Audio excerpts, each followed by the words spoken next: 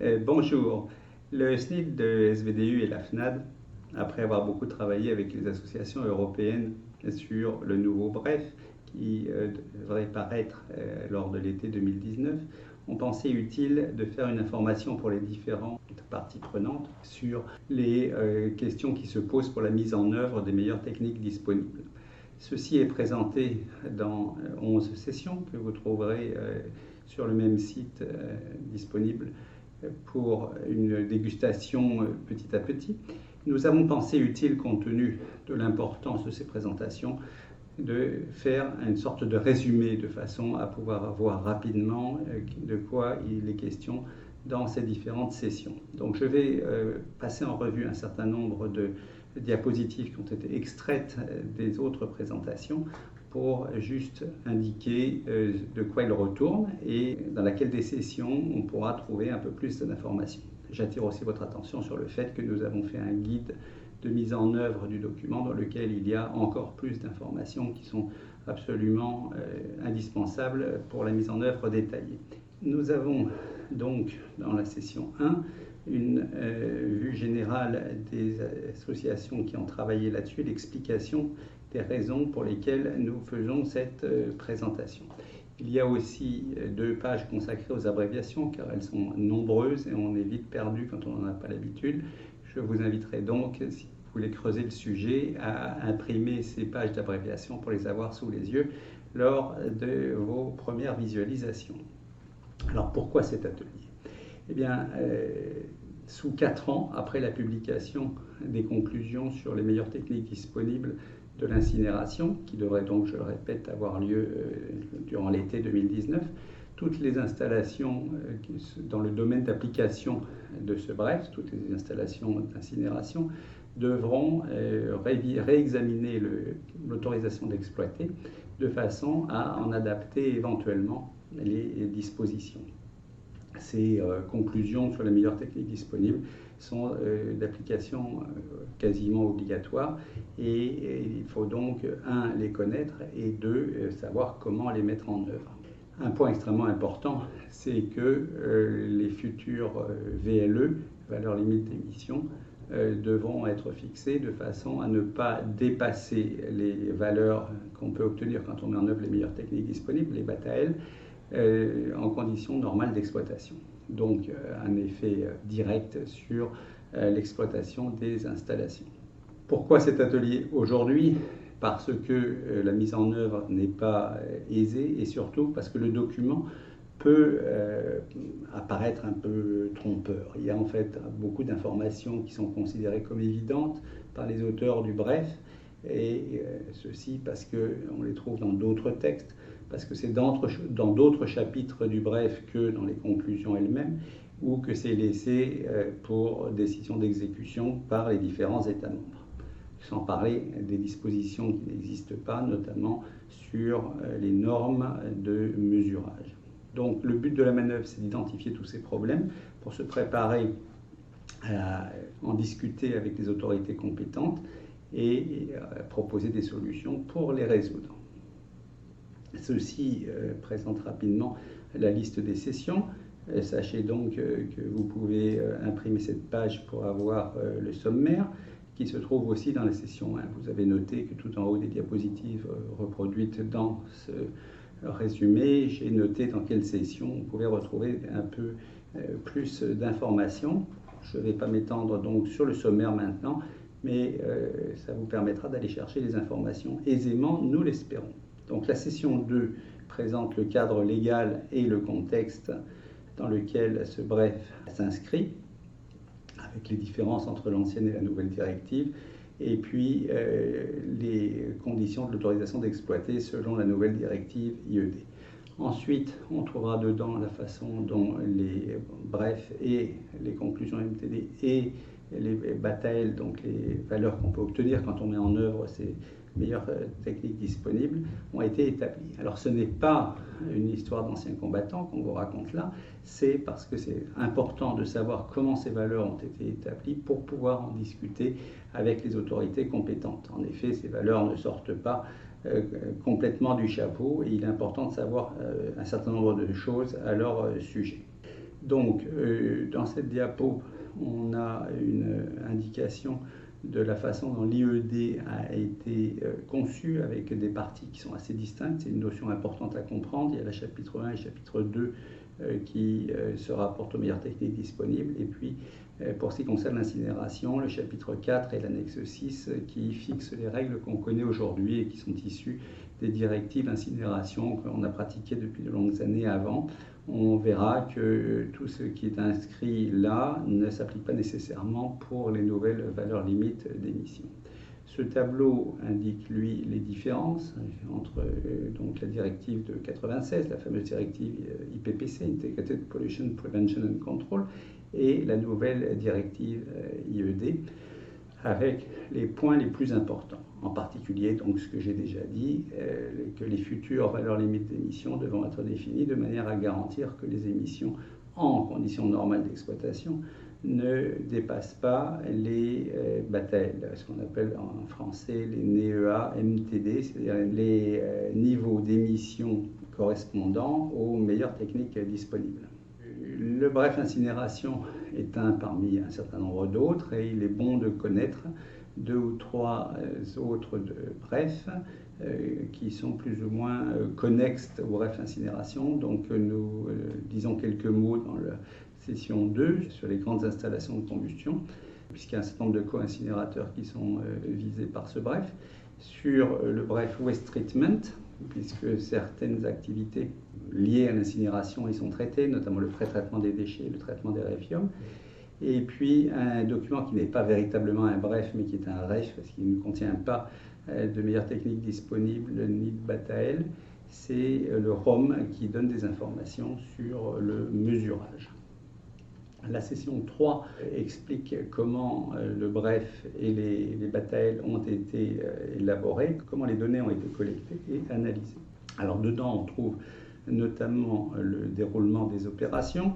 J'ai encadré ici à la fin la situation actuelle, donc avec le vote des États membres qui a eu lieu le 17 juin et la publication des conclusions sur les MTD attendues pour cet été et qui entraîne le réexamen des autorisations avec une mise en œuvre donc sous 4 ans pour mi-2023. Et puis on aura en fin d'année la publication de l'ensemble du document en anglais seulement et normalement le chapitre sur les conclusions est identique dans ce document final à celui qui sera publié cet été. Je le répète, c'est celui de cet été qui compte pour le lancement de la période de 4 ans. Comment est-ce que les données ont été collectées sur des usines en fonctionnement, 330 au total, pour lesquelles nous avons donné les 17 520 moyennes demi-heure pour les valeurs mesurées en continu, pour les émissions mesurées en continu, avec un statut conditions normales ou autre que normales indiqué manuellement par les exploitants selon le tableau que vous voyez en jaune et qui est un extrait du questionnaire qu'ils ont dû remplir. Ceci est extrêmement important parce qu'ensuite, le JRC EIPPCB de Séville, qui travaille pour la Commission pour l'élaboration de ce bref, a appliqué un certain nombre de filtres que vous voyez là et les a regroupés dans des combinaisons de façon à identifier les performances qu'on peut obtenir en conditions normales d'exploitation, NOC en anglais, Normal Operating Conditions, qui est la période pendant laquelle les BATAL s'appliquent et donc les nouvelles VLE vont s'appliquer. Et puis la période que nous connaissons aujourd'hui qui couvre l'ensemble du fonctionnement de l'installation, c'est-à-dire depuis le moment où on commence à brûler des déchets jusqu'au moment où on arrête de brûler des déchets. Et en anglais, IOT, Effective Operating Time, nous avons ajouté un R devant pour Relevant IOT, dans la mesure où on considère tout de même que la période où le brûleur seul fonctionne est aussi de l'effective operating time, mais comme on n'est pas tenu de respecter les valeurs limites d'émission pendant cette période-là, elle est non-relevant. Donc relevant IoT pour la période correspondant à la situation actuelle. Alors quelques éléments de cette session 3. On souligne que les BATAL ont été dérivés directement des valeurs d'exploitation sans prise en compte ni de marge ni d'incertitude et en fait on ne sait pas très bien comment les BATAL ont été fixés. Donc il y a quelques graphes qui explicitent ça. dans cette session 3. La session 4 explique ce qu'il y a dans les conclusions MTD et insiste surtout sur ce qu'il n'y a pas, donc les trous qu'il va falloir boucher. Donc elle indique la structure du document, les différentes sortes de conclusions qu'on peut avoir, les différentes conclusions MTD, parce qu'il y en a de plusieurs natures, certaines générales, certaines assorties des fameuses BATAL, donc ces missions associées à la mise en œuvre des meilleures techniques disponibles. Et puis il y en a d'autres qu'on appelle les BATA-EPL, pour Performance Level, PL, et qui, elles, s'appliquent à autre chose que les émissions. Donc par exemple l'efficacité énergétique, pour nous, dans l'incinération, les brûlés. Puis donc les questions à résoudre pour la mise en œuvre. Donc, on passe en revue les meilleures techniques disponibles, avec notamment celles qui comportent des BATAL et celles qui comportent des BATAIL. BATAIL avec 2 E, que vous pouvez voir au milieu de la diapositive, pour Best Available Technique Associated Energy Efficiency Level. Donc, en résumé, on a des BATAL, Associated Emission Level, qui sont la base des futures valeurs limites d'émission. Et puis on a des BATA-EPL, Associated Performance Levels, qui incluent les BATAL, mais qui incluent aussi autre chose comme les BATAIL, Energy Efficiency, et d'autres valeurs, d'autres performances, je l'ai dit, les brûlés, mais dans certains autres, bref, on peut avoir aussi les consommations et des choses comme cela. Les principales nouvelles exigences qui nous concernent, ça va être la prise d'échantillons en continu des dioxines et des furanes. Alors en France, on le fait, mais il n'y a qu'en France et en Belgique qu'on le faisait jusqu'à maintenant au niveau national, donc ça s'impose partout. Et en plus, nous allons devoir mesurer les PCB dioxine-like en même temps que les dioxines et les furanes chlorés, avec dans certains cas aussi des mesures sur les dioxines et les furanes bromés. Alors on passe en revue aussi les possibilités d'exemption. Et puis la grande nouveauté, je dirais pour nous, c'est surtout la mesure en continu du mercure, avec des possibilités aussi d'exemption, mais qui ne devraient pas s'appliquer, en tout cas en France, pour les installations qui brûlent les déchets municipaux. On a aussi quelques informations que nous avons regroupées sur les fameuses BATAL, que vous pouvez voir pour certaines dans les dernières colonnes de ce tableau, avec la comparaison avec les VLE de l'IED annexe 6 qu'on connaît pour le moment. Alors je répète à nouveau que les nouvelles BATAL s'appliquent en conditions normales d'exploitation, tandis que les autres s'appliquent dans le R et OT, donc l'effective operating time, quand on a des déchets qui brûlent. Comme vous pouvez le voir, ces BATAL sont définis sous forme de plage. Donc, en fait, il suffit d'être au niveau du haut de la plage pour satisfaire à l'exigence, mais on peut s'attendre que certaines autorités demanderaient de valeur un peu plus basse que ça, de l'absolue nécessité de savoir comment ces plages ont été établies. Vous noterez aussi que certaines plages, comme celle sur les poussières au début, donnent pour la valeur basse de la plage, non pas un chiffre, mais une valeur inférieure à un chiffre. Et donc on verra que dans ce cas-là, c'est parce qu'on approche de la limite de détection. Donc c'est pas très très commode, vous en conviendrez, de fixer des valeurs limites d'émission au niveau de la limite de détection. Ça fait partie des choses qu'il faut bien avoir à l'esprit pour les discussions sur le sujet. Bon, toutes les BATAL ne sont pas données, là on l'a dit, c'est un résumé. Si vous voulez en savoir plus, surtout allez voir la session 4. Alors, dans les principaux non dits, donc les choses qui restent à définir pour pouvoir appliquer les MTD, nous avons la différence entre les anciens et les nouveaux BATAL, la définition de Generally Applicable, parce qu'une bonne partie des MTD sont dites Generally Applicable. On nous a dit que ça ne veut pas dire qu'elles étaient toujours applicables. Néanmoins, certains pourraient comprendre cela. Sur les conditions normales, donc NOC, et les conditions autres que normales, haute NOC, on n'a pas de définition ni des NOC ni des autres NOC, juste des listes d'exemples. On n'a pas d'informations sur la façon de calculer une moyenne journalière valide en conditions normales d'exploitation.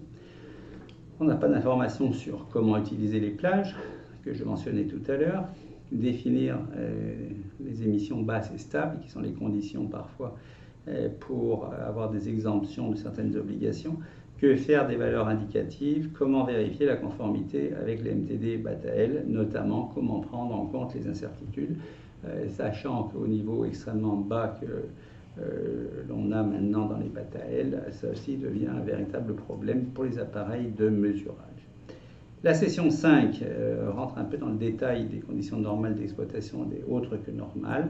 Donc on précise dedans les règles qui s'appliquent dans l'annexe 6 qu'on connaît aujourd'hui sur le R et OT que j'ai évoqué tout à l'heure, et dans le chapitre 1 et 2 avec cette définition des battes à ailes en NOC et l'obligation de les respecter en NOC pour les mesures en continu, avec pour les mesures faites en périodique, par contre, le rappel que dans tous les cas, ça ne s'applique qu'en NOC. Alors ça a des conséquences, notamment sur les futurs VLE qu'on va devoir appliquer pour les usines, puisque finalement, pour les mesures en continu, on va devoir avoir 2 jeux de VLE, une en conditions normales et une pour la période complète où on est en fonctionnement.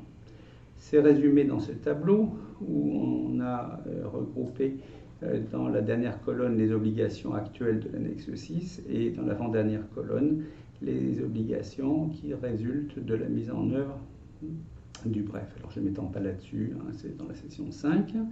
On trouve aussi la liste des situations autres que normales qui sont indiquées dans les différents textes, l'IED elle-même et puis le guide d'élaboration de l'IED qui est une décision de la Commission, qui sont en fait ces 2 listes les seules bases que nous ayons pour définir ce que sont les conditions autres que normales. On a quelques schémas qui explicitent comment ça s'applique, comment est-ce qu'on passe de la situation haute NOC à la situation NOC, de façon à bien comprendre l'articulation entre les différentes VLE. La session 6 s'intéresse aux mâches-fer et aux effluents liquides des mâches-fer principalement. On a en effet, dans certains cas, quand les mâches-fer sont secs, l'obligation de maintenir les endroits où ils peuvent émettre des poussières en dépression et d'extraire cet air pour le traiter. Il y a un certain nombre d'autres techniques qui sont listées pour lesquelles on doit proposer une combinaison appropriée. Donc on discute un peu de ça dans cette session 6. La plage batte à ailes pour les poussières qui doivent être traitées quand on a l'obligation de mettre en dépression est donnée ici. Donc c'est la seule batte à ailes que nous ayons sur des mesures initialement diffuses, puisque au contraire des autres mesures, il n'y a pas au départ de cheminées dans lesquelles on prélève. Et ceci résume la discussion sur les émissions liquides, sur les effluents liquides, avec finalement une constatation que les obligations portent exclusivement en termes d'émissions liquides sur les eaux résiduelles du traitement des fumées et sur les eaux résiduelles du traitement des mâches-fer. Que les autres sources d'effluents liquides n'ont pas besoin d'être, ne sont pas, c'est pas qu'elles n'ont pas besoin d'être traitées, pardonnez-moi, bien sûr elles doivent être traitées, mais elles ne sont pas définies dans le domaine d'application du bref, et donc on traite ça indépendamment. Alors un tableau qui montre les valeurs limites d'émission aussi dans l'eau, on verra que les valeurs sont sensiblement plus basses que les nouvelles valeurs que nous avons maintenant en France. Et dans ce cadre-là, on insiste sur le fait que certaines ne sont applicables que dans le cas du traitement des mâches-fer et pas dans le traitement des fumées. La session 7 explicite le calcul de l'efficacité énergétique. En effet, le calcul est différent de ce qu'on connaît jusqu'à maintenant, notamment ça diffère sensiblement du mode de calcul R1, qui est un calcul à l'année sur l'énergie qui a été effectivement récupérée et utilisée.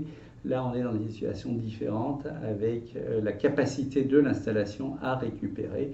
C'est quelque chose qui se calcule dans des conditions similaires à celles d'un test de performance que nous connaissons tous. Donc, la session 7 explicite les 3 cas. Premier cas, on a une installation orientée vers l'électricité avec comme critère un turbo-alternateur à condensation. Dans le deuxième cas, on aura une installation plutôt orientée vers la chaleur qui aura un GTA à contre-pression. ou un GTA à condensation avec extraction. Et puis, dans certains cas, on ne peut pas dire qu'on est dans le cas 1 ni dans le cas 2, donc on va avoir un cas hybride dans lequel on divise virtuellement l'installation en plusieurs sous-parties. Donc, dans cette session 7, on discute aussi de ce que c'est que les tests de performance, quand est-ce qu'on peut utiliser les données anciennes qu'on a, puisqu'on peut utiliser les tests de performance quand l'installation a été mise en œuvre, 30 ans avant, si c'est le cas. Et sinon, on peut utiliser les données constructeurs, les données de design, voire des données d'exploitation. Donc ceci est aussi discuté dans cette session 7. La session 8 porte sur le point probablement le plus difficile, qui est la question du mesurage et des incertitudes, avec des explications sur les points qui posent problème et des propositions. Sinon, les propositions de solutions sont dans la session 10, un peu plus loin. Donc, les problèmes sont listés ici, hein, il y en a une douzaine. Les batailles établies sans tenir compte des incertitudes, les batailles données sans information sur les incertitudes pour les mettre en œuvre, les faits que les méthodes de référence pour l'étalonnage des appareils en ligne ne sont pas plus précises que les appareils en ligne, alors qu'elles devraient l'être très sensiblement.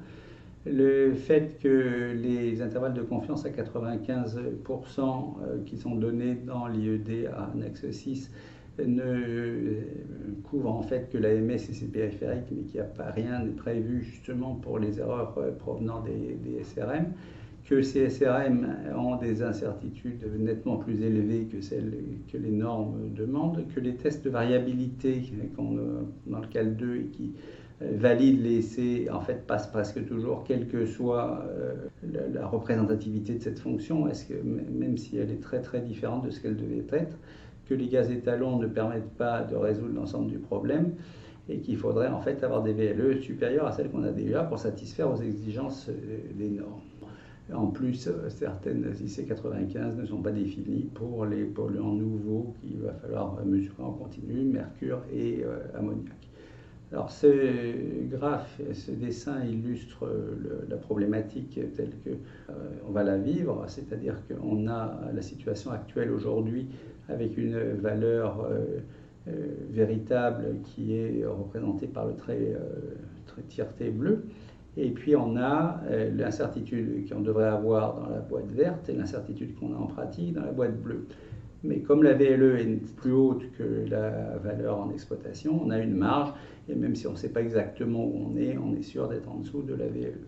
Dans le futur, c'est le dessin de droite. Comme on a baissé la VLE au niveau de l'exploitation, on n'a plus cette marge, et le fait que l'incertitude soit plus importante qu'elle ne devrait être va entraîner de gros problèmes pour s'assurer de la conformité. Donc c'est un problème à la fois pour les exploitants, les constructeurs, et puis pour les autorités, puisqu'on va entrer dans le flou à ce sujet. Donc on passe en revue certaines des conditions pour un bon étalonnage, et notamment le fait que l'incertitude de la SRM doit être très inférieure à celle de l'AMS. On voit simplement sur ce graphique fait par l'INERIS que les incertitudes des SRM, puisque l'INERIS teste les laboratoires en parallèle, sont bien supérieures à celles qu'elles devraient être selon les normes. On voit la ligne rouge, la UTH, qui indique ce que ça devrait être, et on voit qu'on arrive à ça seulement pour une VLE qui est de l'ordre de 120 mg, nettement supérieure à celle qu'elle est aujourd'hui. On note aussi sur ce graphe qui donne l'incertitude relative que la forme de la courbe est du type exponentiel, et que donc plus les concentrations sont basses et plus l'incertitude va être élevée. Une des façons que les professionnels de mesurage envisagent, que les spécialistes, les experts de l'INERIS et du CEN envisagent, serait de ne pas considérer des VLE en relatif, mais en absolu, puisque comme on le voit sur ce graphe-ci, les mêmes données que tout à l'heure présentées en incertitude absolue sont pratiquement comme une droite horizontale. C'est la ligne noire qu'il faut regarder sur ce graphe. L'autre aspect, c'est le fait que quand on fait le calibrage, donc on a ici en abscisse les lectures de l'appareil en ligne en ordonnée, les lectures de l'appareil d'étalonnage. Donc on voit que là, avec des concentrations élevées pour les NOx, on a quelque chose qui tient à peu près la route. Mais on voit que quand on a des valeurs qui sont très très basses, très près de l'origine, et des petits nuages qui sont avec des valeurs très proches les unes des autres, on va avoir des résultats qui sont aberrants. Ainsi, sur une ligne pour cette usine, on a eu une pente de 2,43 sur la ligne 2 et une pente de moins 0,94 pour la ligne 1, ce qui évidemment n'a pas de sens. Et pourtant, le test de variabilité marchait. Donc on arrive à la conclusion que les conditions ne sont pas satisfaites et qu'on a un vrai problème avec les obligations des normes. L'INERIS conclut donc que les valeurs limites devraient être relevées, ce qui évidemment n'a pas été possible. Donc notre problème, il n'est clairement pas dans les techniques d'abattement, mais dans les techniques de monitoring. C'est un problème qui va devoir se régler dans les années à venir, avant l'échéance des 4 ans, pour qu'on sache comment vérifier la conformité. La session 9 présente le guide que j'évoquais au début, qui explicite tous ces points. Donc on a un document principal et différentes annexes qui reviennent sur tous ces points-là. Et puis quelques documents pour la mise en œuvre directe, pour le dossier de réexamen, par exemple l'annexe 6, où on coche les différentes MTD qui sont appliquées et celles qui restent à appliquer. Et puis, dans l'annexe 2C, on donne des idées pour utiliser le contrôle commande et les signaux d'alarme en particulier, de façon à repérer les passages de situation normale à situation autre que normale.